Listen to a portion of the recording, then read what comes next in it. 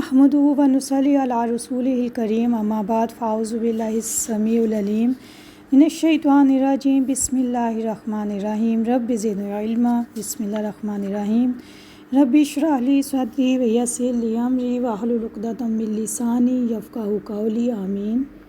अल्लाहुम्मा इन्नी आऊज़ु बिका मिन क़ौलिन ला युस्मा व अमलिन ला यरफ़ा व क़ल्बिन ला यख़शा व इल्मिन ला यनफ़ा आमीन या रब्बल आलमीन।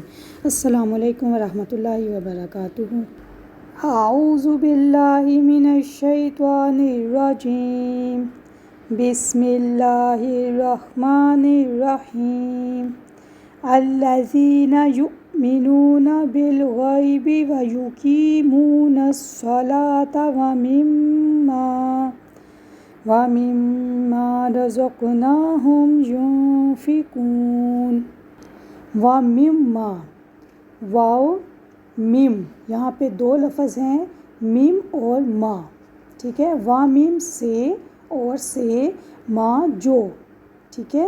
ये असल में मिम्मा था जिसमें मतलब बना इसमें से जो, रज़क़नाहुम हमने रिज़्क़ दिया इनको, ना याद रखे जहाँ पर भी आएगा ये हम के लिए इस्तेमाल होगा। युनफ़िकून वो खर्च करते हैं, और युनफ़िकून का रूट वर्ड है इन्फ़ाक। इन्फ़ाक का मतलब है अल्लाह के रास्ते में खर्च करना। खर्च करने से मुराद ये है कि अपने माल में से अल्लाह ताला के हुक्म के मुताबिक खर्च करो, ठीक है। अल्लाह ताला के इरशाद रज़क़नाहुम में इस हकीकत की तरफ भी इशारा है कि ये माल व मता जो तुम्हारे कब्ज़े में है तुम्हारी अपनी कुव्वत और मलकियत के बलबूते पर हासिल नहीं हुआ, बल्कि ये तो अल्लाह ताला का रिज़्क है। इसी ने तुमको अता किया है और इसी ने तुमको इस नेमत से नवाजा है। और यहाँ पे आप ये देखें कि अल्लाह ताला ने सारा माल खर्च करने को नहीं कहा, बल्कि मिम्मा इस माल में से कुछ हिस्सा थोड़ा सा खर्च करो, और वो भी तुम्हारे अपने बहन भाइयों पर ही खर्च होगा। ग़ज़वा हुनैन में 6000 कैदी और 40,000 ऊँट और 40 बकरियाँ और 4000 ओकिया चांदी माल गनीमत में हासिल हुई थी। नबी अकरम सल्लल्लाहु अलैहि वसल्लम ने इनमें से किसी भी चीज़ को नहीं छुआ, सब कुछ सहाबा कराम में तकसीम कर दिया और ख़ुद खाली वापस तशरीफ़ ले आए। बुखारी की हदीस है 4337।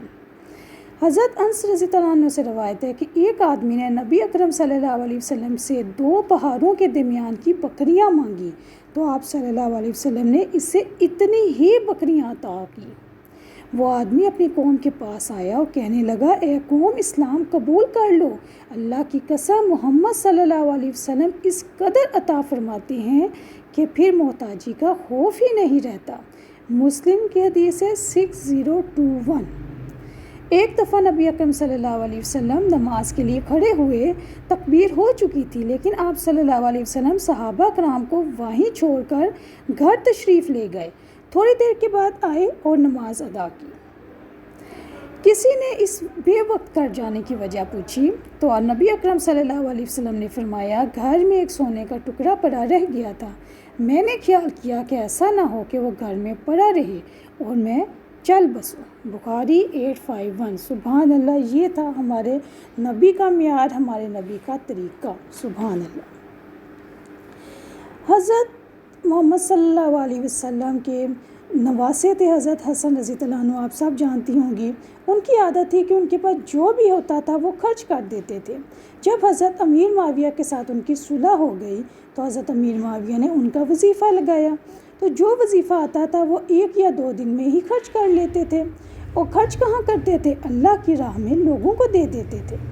जब हज़रत अमीर मुआविया को इसका पता चला कि ख़ुद तो तंग दस्ती की ज़िंदगी गुजारती हैं और जो आता है फ़ौरन अल्लाह के रास्ते में दे देते हैं, उन्होंने हज़रत हसन को लिख कर एक खत पर भेजा, ला खैरा फ़िल असराफ़, ज़रूरत से ज़्यादा किसी जगह पर खर्च करना असराफ़ कहलाता है, और अगर जगह की नोयत के लिहाज से गलत खर्च किया जा रहा है तो वो तब्ज़ीर है। और इसके बारे में इंशाअल्लाह ताला हम कुरान में पढ़ेंगे। कुरान में इसके बारे में कहा गया है, तर्जुमा है, तब्ज़ीर यानी तब्ज़ीर करने वाला शैतान का भाई है। हज़रत हसन के पास जब ये ख़त पहुंचा, उन्होंने इसका जवाब इसी जुमले को उल्टा करके लिख दिया, यानी उन्होंने लिख दिया, ला इसराफ़ फ़िल खैर, خیر و بھلائی کے کاموں میں کوئی اسراف نہیں ہوتا۔ تو پیاری بہنوں، یہ تو وہ راستہ ہے کہ سب کچھ بھی دے دیا جائے، جان بھی دے دی جائے۔ سب سے بڑی چیز انسان کے پاس جان ہی ہوتی ہے نا، لیکن اللہ کے سامنے تو معمولی چیز ہے۔ جیسے کہ شاعر نے کہا، جان دی ہوئی اسی کی تھی، حق تو یہ ہے کہ حق ادا ہی نہ ہوا۔ اپنی طرف سے دیا ہو تو حق ادا ہو، لیکن ہمارے پاس کچھ ہے ہمارا اپنا؟ ہمارے پاس تو کچھ بھی اپنا نہیں ہے، ہمارے پاس تو سب کچھ اللہ کا دیا ہوا ہے۔ اگر تم نے اللہ سے بغیر گنتی کے لینا ہے تو یاد رکھو بغیر گنتی کے ہی لوگوں پر خرچ کرنا ہوگا۔ اگر تم گن گن کر دو گے تو اللہ بھی تم کو گن گن کر دے گا۔ اللہ تعالیٰ ہمیں یہ خصوصیات عطا فرمائے۔ اور قرآن مجید میں بہت سی جگہ پر یہ آیات بھی آتی ہیں جن کا ترجمہ آتا ہے کہ تم میں سے کون ہے جو اللہ کو قرض حسنہ دے گا اور اللہ تعالیٰ اس کو بڑھ چڑھ کر لٹائے گا۔